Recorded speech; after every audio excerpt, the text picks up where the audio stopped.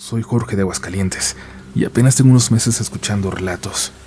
La verdad es que ya se volvió mi compañía en la oficina porque me aviento 10 horas ahí metido. Quiero contar algo que no me pasó a mí directamente, le pasó a mi mamá. Y lo aclaro desde el principio porque en mi familia casi nunca hablamos de cosas paranormales. Mi mamá es cero de esos temas. Nunca ha visto nada, nunca cuenta cosas raras, nada. Eso es más de la familia de mi esposa, que sí son de los gitanos del barrio de Triana y traen historias para aventar para arriba, pero bueno, no es el momento de contar esas. Lo que voy a contar inició el 24 de diciembre de 2024. Fue literalmente la nochebuena más triste que hemos vivido, porque ese día en la tarde falleció mi tío abuelo Chuy. Para mí era como mi abuelo. Yo lo quería un montón y como era fecha festiva y estaban cerradas las oficinas del panteón, el velorio duró 2 días completos. Terminamos pasando la noche del 25 al 26 en la funeraria. Él no tuvo esposa ni hijos, así que estuvimos ahí sus sobrinos y sobrinos nietos, nada más, tratando de acompañarlo y orar para que descansara. Como a las 5 de la mañana yo ya no podía dormir y me levanté del sillón para ir por un café.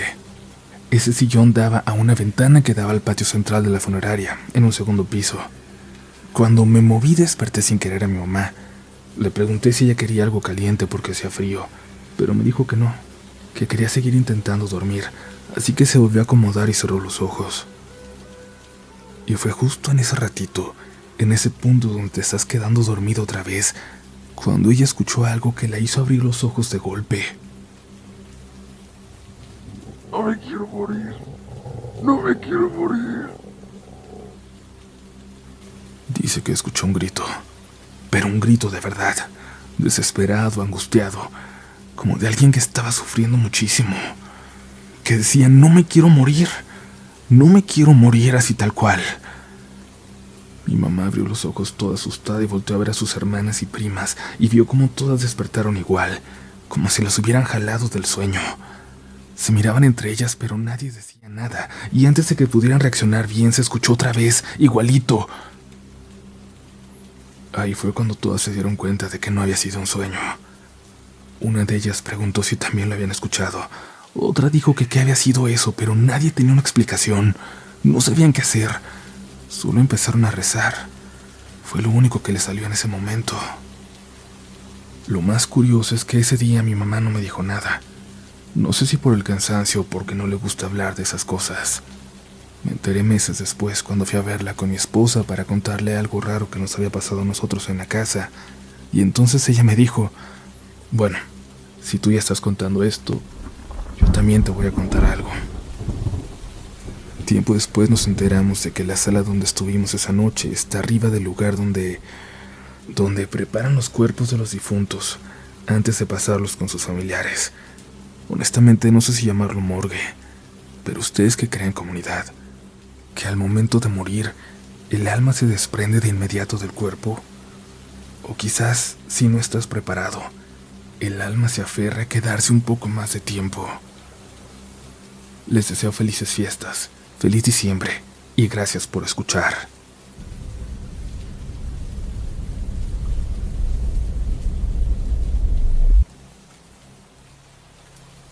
Hola Uriel, hola al equipo de Relatos de la Noche y hola a la comunidad más linda de internet. Espero poder escuchar esta historia en el canal porque es algo que siento que puede gustarles y además me gustaría ver si alguien puede ayudarme. Mi nombre es Segundo Sarlangue. Tuve la oportunidad de compartirles una historia a través de la voz de Uriel hace ya un tiempo. No sé si alguno se acuerda. Esa casa embrujada en La Prida, el pueblito de Buenos Aires, Argentina.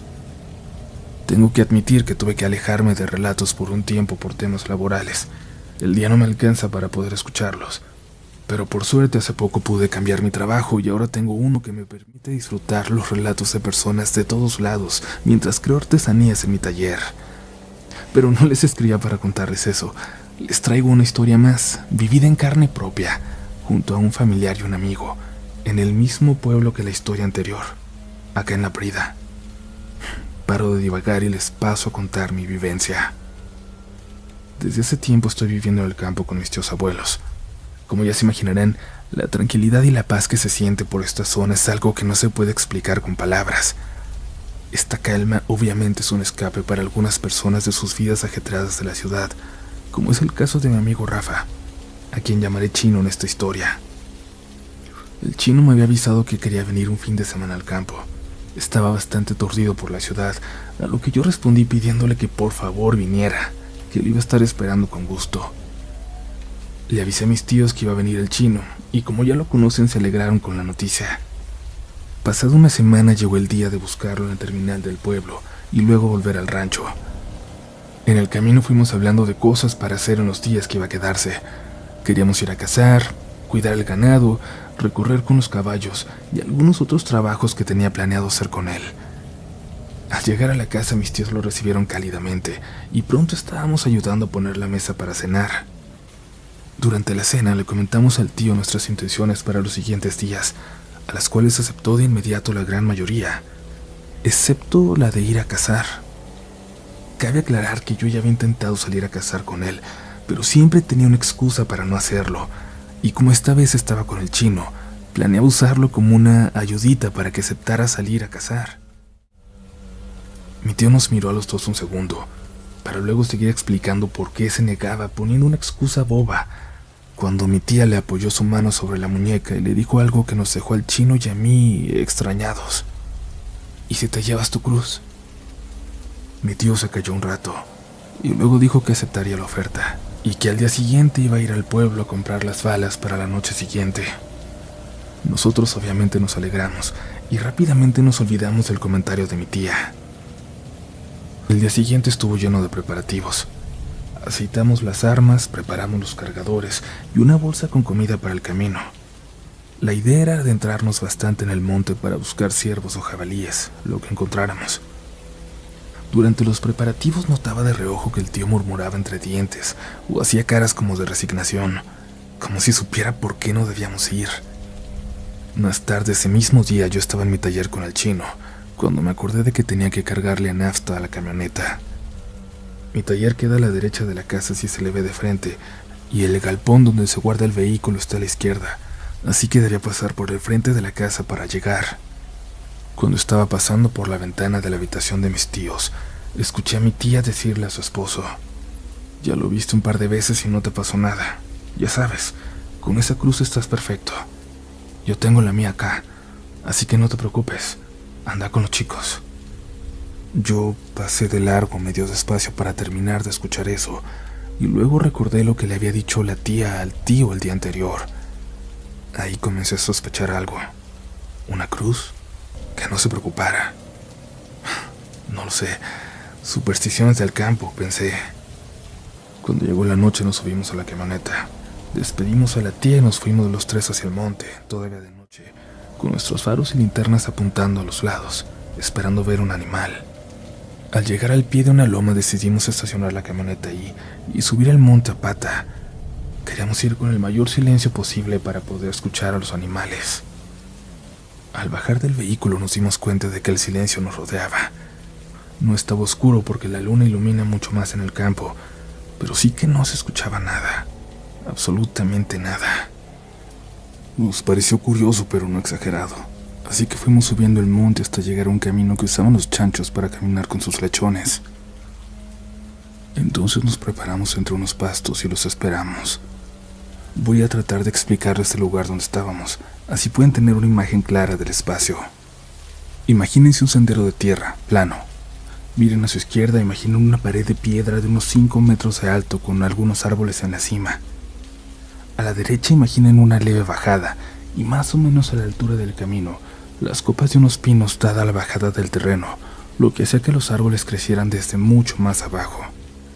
Nosotros nos fuimos a esconder a unos pastizales que estaban del lado izquierdo del camino, quedando contra la pared. Esperamos y esperamos. 10 minutos, 20, 30, una hora y no pasaba nada. Sin embargo, se comenzaba a sentir una brisa de viento bastante fría, lo que hacía que las copas de los árboles bailaran. Mi tío estaba con las manos entrelazadas sobre sus rodillas y con la espalda contra la pared.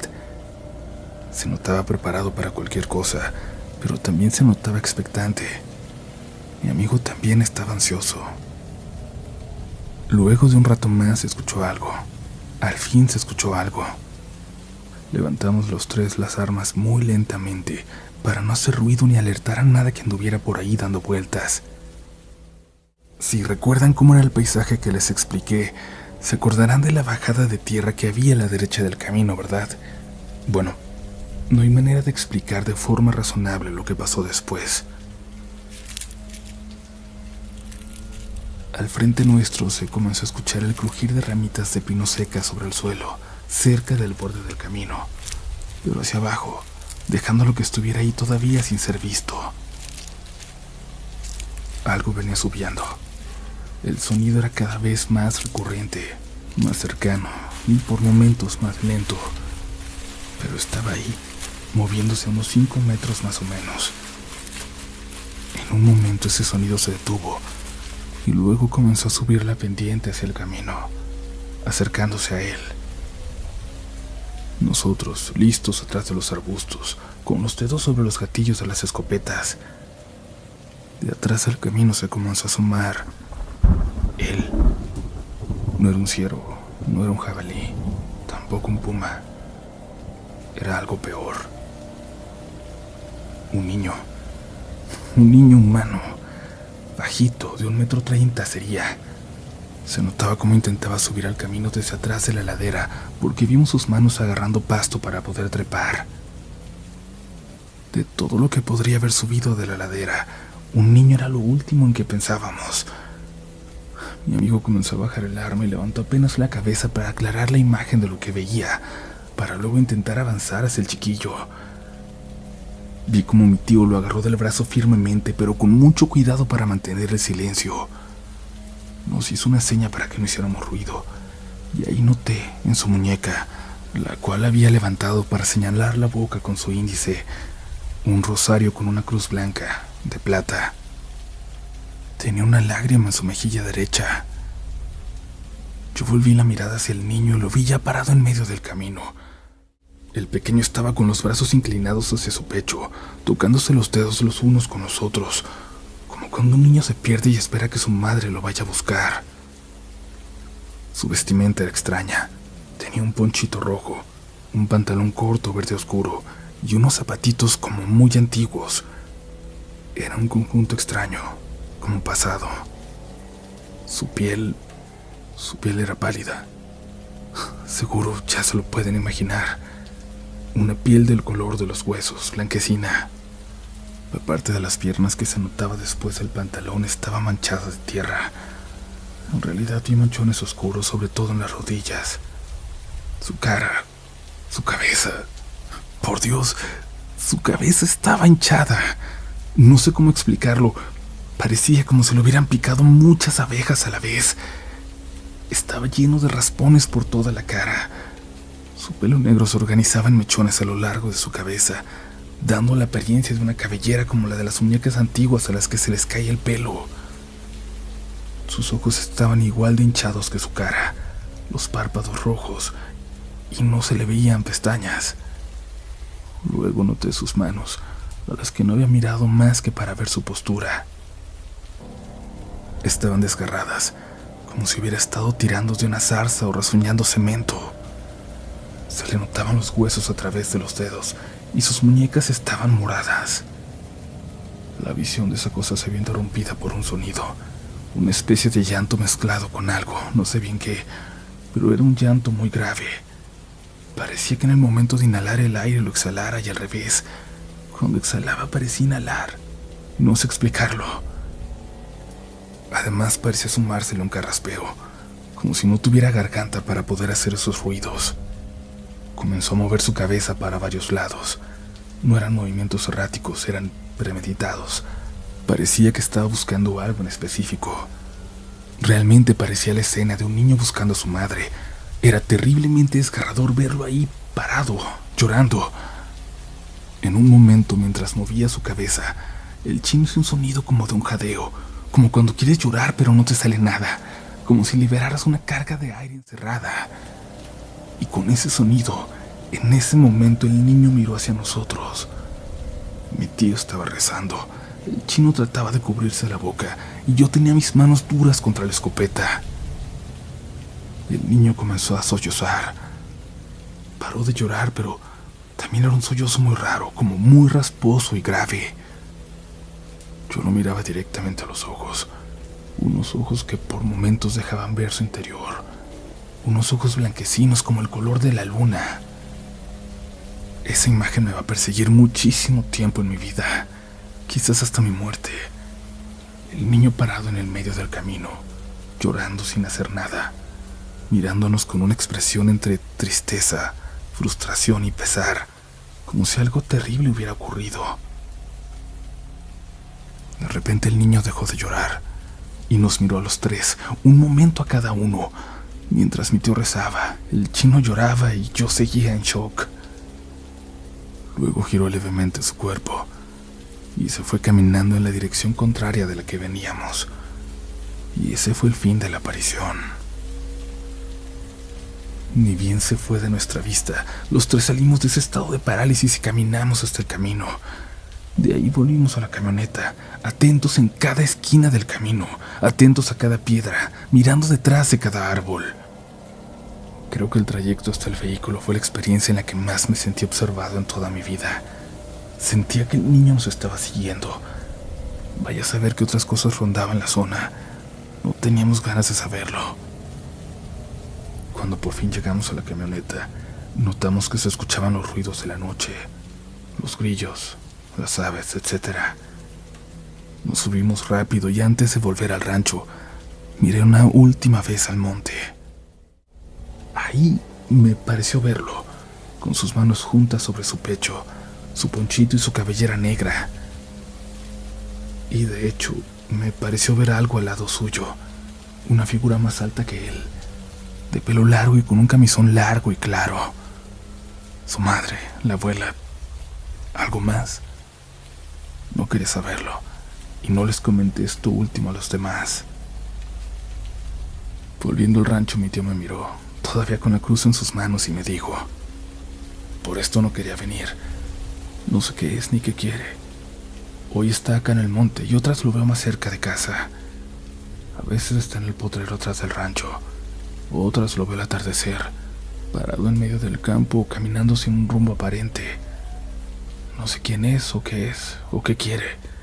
Lo único que hago es evitarlo y rezar por lo que sea eso, por su descanso, por protección o por otras cosas, por lo que sea mientras nos deje en paz.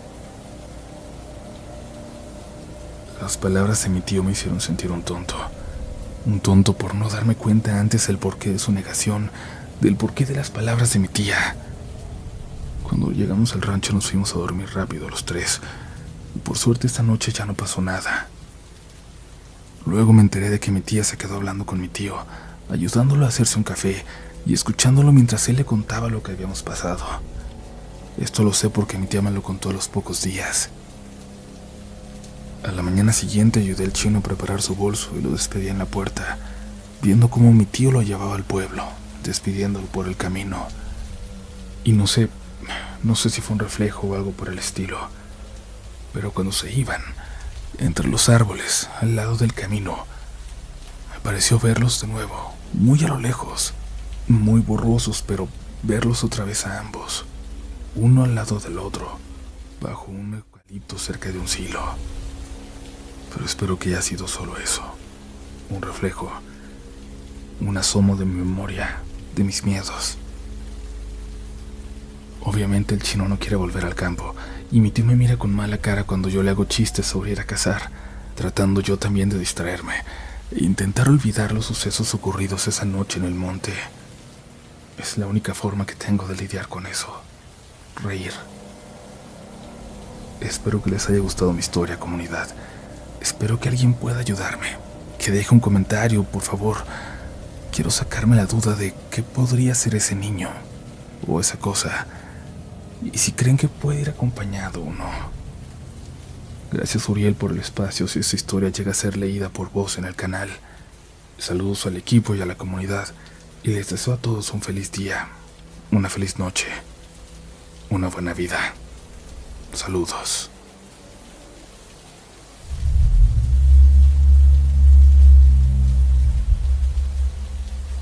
Gracias por seguir por aquí y antes de continuar con las siguientes historias, recuerda, si aún no te suscribes, este es el momento. Vuélvete parte de la comunidad. Recuerda también que este espacio, Relatos de la Noche, es el único original porque están saliendo muchos canales con nombres parecidos, robándose las historias, tus historias, subiéndolas simplemente con otros títulos. También mencionar que las redes oficiales las encontrarás como @rdlnoficial, en el arroba, en el usuario, pero el nombre siempre es Relatos de la Noche. Pasen la voz cuando vean esas cuentas piratas porque mucha gente cree que tenemos varias cuentas, que le cambiamos el nombre, lo cual no tendría ningún sentido para hacer, y lo peor es que muchas de esas cuentas le piden dinero a la gente de la comunidad para seguir creando contenido. Así que por favor recuerden, nosotros nunca les vamos a pedir una donación. Recuerda quedarte hasta el final porque vamos a decirte cómo ganar libros autografiados, ya sea que nos escuches en tu plataforma de podcast favorita o en YouTube. Continuamos.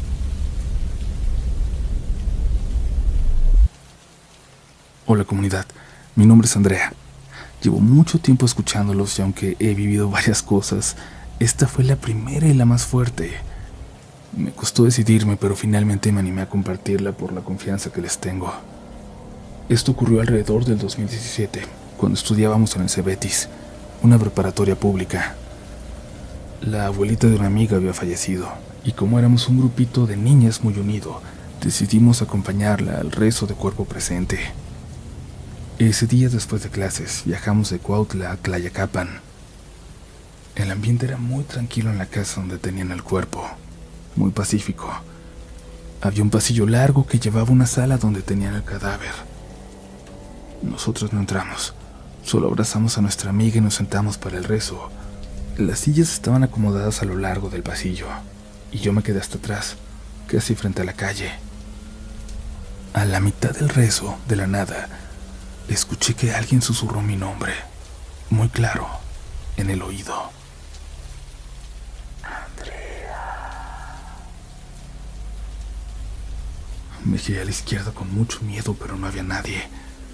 Me quedé inmóvil pensando que quizás fueron mis nervios, pero cuando volteé hacia el otro lado, vi a una de mis amigas con la misma cara de susto que yo. ¿Escuchaste?, me dijo, y yo nada más asentí. Nos sonreímos así, nerviosas, y nos quedamos calladas. Al final lo comentamos con las demás, pero como todo estaba tan reciente, el luto, no quisimos darle vueltas a un simple susurro. Esa noche llegué muy cansada a mi casa. Yo compartía cuarto con mi hermana menor. Me cambié, me acosté y me dormí casi al instante.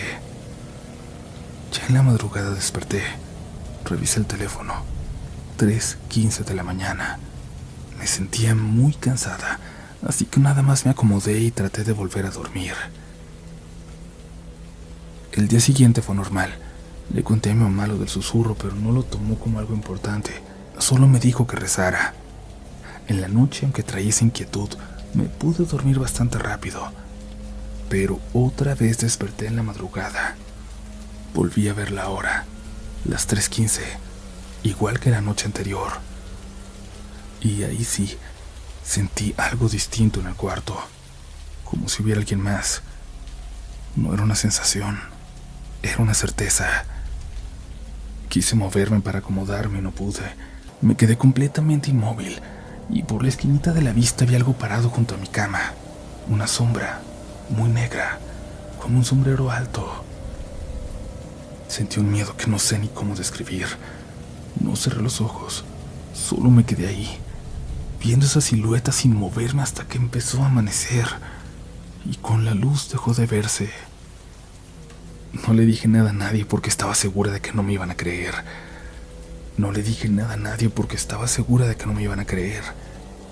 Fui a la escuela, pero no pude concentrarme. Todo el día estuve tensa, esperando que no llegara la noche, que el día se me hiciera eterno.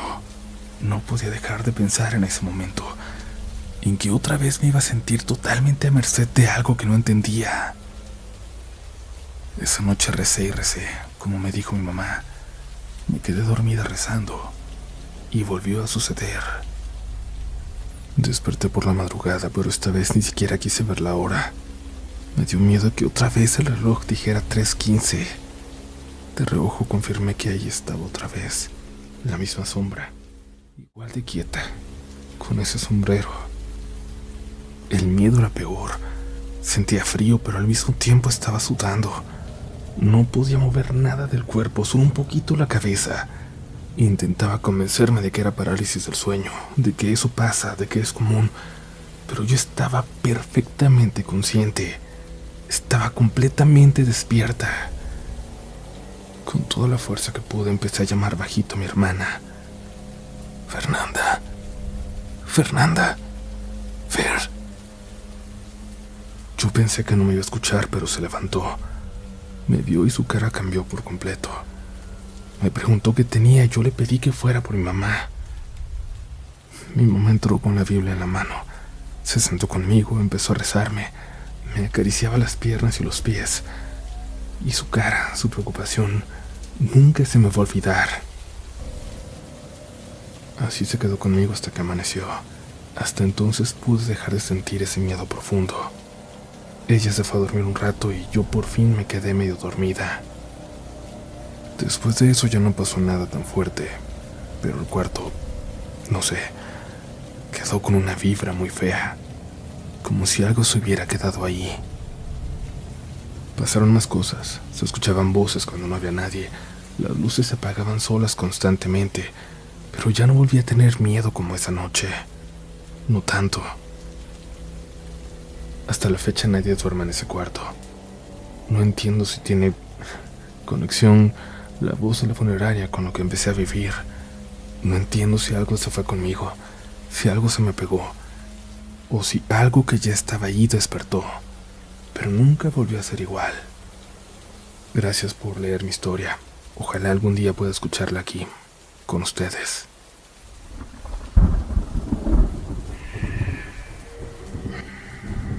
Hola Uriel, mi nombre es Javier. Te escribo esta historia junto a mi amigo Baldo. Nosotros crecimos en una comunidad muy pequeña de la Sierra Norte de Puebla, de nombre La Pizalapa, Tlaola, Puebla, donde de hecho solo hay un transporte al día para llegar ahí.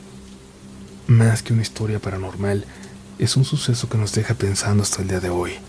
Esto no nos sucedió a nosotros, pero sí a un señor del pueblo, que no diré el nombre por respeto a él y a su familia, al cual le cambiaré el nombre por respeto a su familia. Esta historia se remonta a finales del 2022, cuando un señor de la tercera edad, al que llamaremos Don Octavio, desapareció. Ese señor era alguien muy conocido en el pueblo. Lo caracterizaba su humor, además de que era un tanto borracho, y la mayoría de la gente lo quería, y es que siempre te saludaba con una sonrisa. Vivía encima de una loma, la cual casualmente está a 2 minutos del panteón de la comunidad. En nuestro caso, siempre que lo veíamos le gritábamos, «¡Don Octavio!», y él respondía siempre con su frase rara pero graciosa, «Maten pollo antes de que me echen al hoyo». Ya sé que es una frase que no tiene sentido, pero era lo que lo caracterizaba. Bueno, una tarde lluviosa en la comunidad, Don Octavio salió según los vecinos a comprar algo de cervezas para pasar el rato. Lo normal de siempre en un día como esos.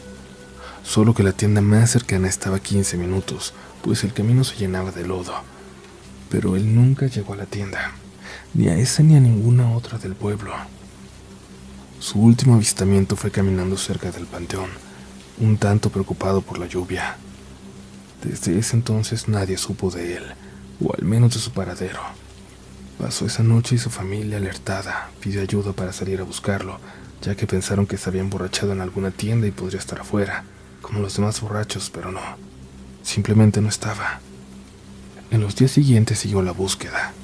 Llegaron policías y hasta la Guardia Nacional, y esto fue muy raro porque en esta comunidad, al ser muy alejada, no viene gente de seguridad municipal y mucho menos la guardia. Esto alertó a la comunidad y todos apoyaron en su búsqueda. La mayor parte de la comunidad es monte, cafetales o potreros, así que no descartaban que por su borrachera hubiera subido y tenido un accidente o algo así, pero nadie encontró nada. Buscaron en cada lugar, en cada recoveco y no También hicieron una búsqueda en el río del pueblo, que solía crecer por las lluvias. Ese río tiene historias y sucesos bastante paranormales, difíciles de creer, pero eso te lo contaré en otro momento. Nadie encontró nada en el río, ni un rastro de su ropa. También descartaron la idea de un secuestro, pues nunca hay entrada de desconocidos, menos porque la gente se daría cuenta de un vehículo extraño. Y para llegar al poblado más grande, que es Xicotepec de Juárez, son 2 horas y media de un camino de terracería. Para salir por el otro lado tendrías que caminar 3 horas de subida, así que nadie supo qué pasó. Te lo juro, Uriel, era como si se lo hubiera tragado la tierra, o como si algo más se lo hubiera llevado. Esas noches los tecolotes cantaban en el pueblo por todos lados, y ya ven que dicen que eso es de mal agüero, así que la gente pensaba lo peor. Entonces, acá sucedió lo que aún nos pone a pensar. La bisabuela de mi amigo Baldo nos contó acerca de un ave con un pico rojo, alargado, que se encargaba de desaparecer a la gente que veía vagando de noche bajo la lluvia. Nos decía que era para asustarnos, por andar siempre de noche. Según ella, ese pájaro se convertía en una especie de hombre pájaro enorme que podía llevarse a las personas volando. Obviamente no le creímos y entre burlas le dijimos: aguas, y ese pájaro se llevó a don Octavio. Ese día todo estuvo normal, hasta que de noche, por ahí de las 2:30 de la madrugada, mis amigos y yo bajamos después de terminar de jugar fútbol y vimos algo. Entre la niebla, justo entre el campanario de la iglesia, que también está muy cerca de la casa de don Octavio del Panteón, vimos a un hombre grande, vestido totalmente de negro. Se movía como si estuviera empapado de agua, sacudiéndose el cuerpo con movimientos torpes, extraños, como si estuviera exhausto. Esa tarde había llovido, pero lo que se nos hizo raro fue que no conocíamos a esa persona. Cuando vio que lo mirábamos se quedó quieto, y luego decidió bajarse del campanario muy rápido, casi corriendo.